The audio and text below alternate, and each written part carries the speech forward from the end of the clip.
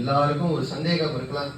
இப்ப பெருமாள் என்ன உற்சவம் பண்ணிட்டு இருக்காரு, எதனால இன்னைக்கு பெருமாள் அவருடைய யதாஸ்தானம், அவருடைய இருப்பிடத்திலிருந்து அந்த மங்களகிரிக்கு வந்து எதுக்காக பெருமாளுக்கு இப்ப புறப்பாடு ஆச்சுன்னு நிறைய பேருக்கு ஒரு சந்தேகம் இருக்கலாம்.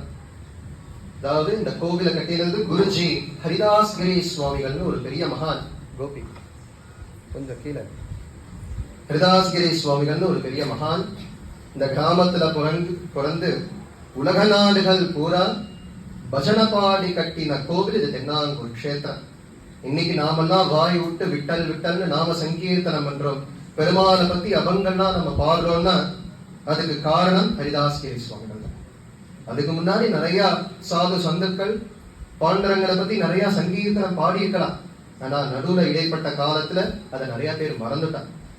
திரும்பி அந்த பாண்டரங்களுடைய கீர்த்தனைகள் எல்லாத்தையும் நம்மளுக்கு புதுப்பிச்சு கொடுத்தது எடுத்து இதோ இதுதான் நாம சங்கீர்த்தனம், இதுதான் பஜனை அப்படின்னு காமிச்சது குருஜி ஹரிதாஸ்கிரி சுவாமிகள். அவர் கிட்டத்தட்ட 37 ஆண்டு காலம் தபஸ் இருந்து நிறைய நாம சங்கீர்த்தனங்கள் எல்லாம் பண்ணி நிறைய சத்சங்கங்கள் எல்லாம் பண்ணி கட்டின கோவில் இது தென்னாங்கூர் கஷேத்திரம்.